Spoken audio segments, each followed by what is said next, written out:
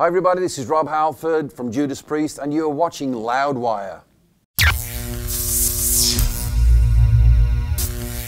One track I really liked on here was Rising from Ruins. It's unlike any other Priest track, and the arrangement with it is really playful with these just kind of giant exhalations, and you think it's going to build up and it lets go.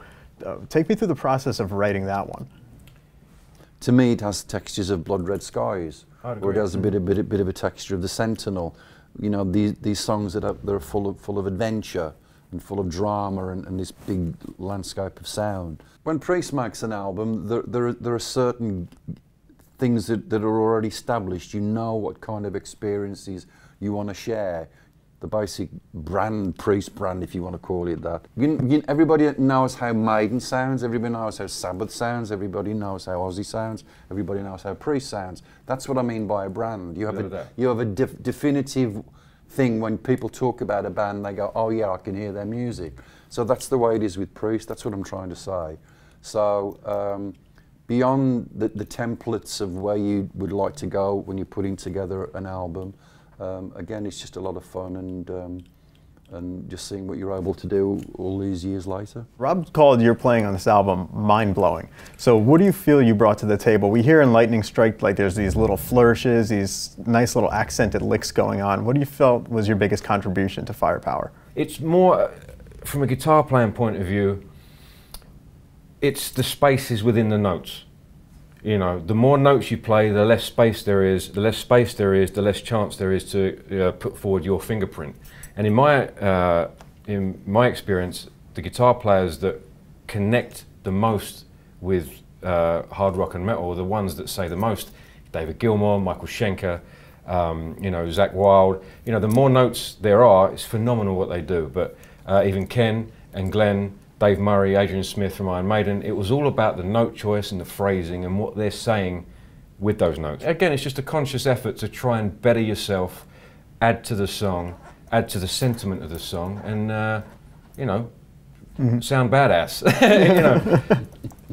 Now, Rob, reading some interviews that have come out, but before we got to hear the album, the production team kind of said that they pushed you to maybe like vary your cadences and things like this.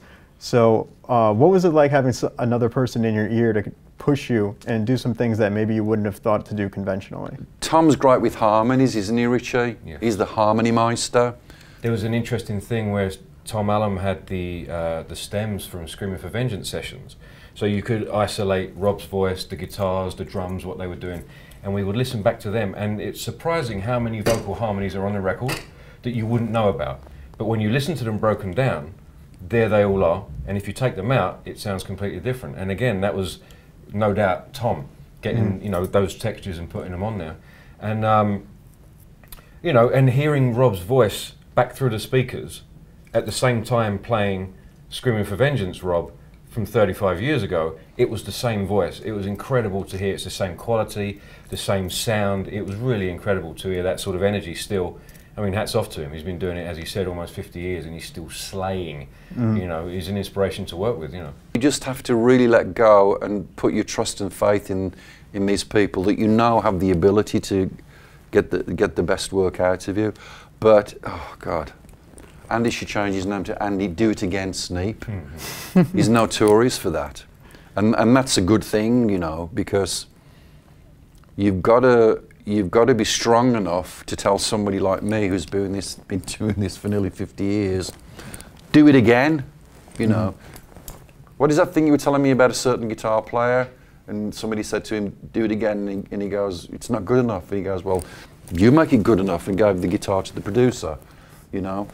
That's how the emotions can run in the studio. So you have to find a real place of respect, trust, faith, balance, harmony, get all those things working, and then let people take you to places that you probably couldn't get there by yourself because you've been doing it too long and you think you know what's best.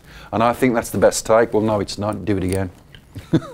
Well, thank you guys so much for sitting down with us today. Thank you. Firepower. If you don't want to pick up that album, you're following the wrong site.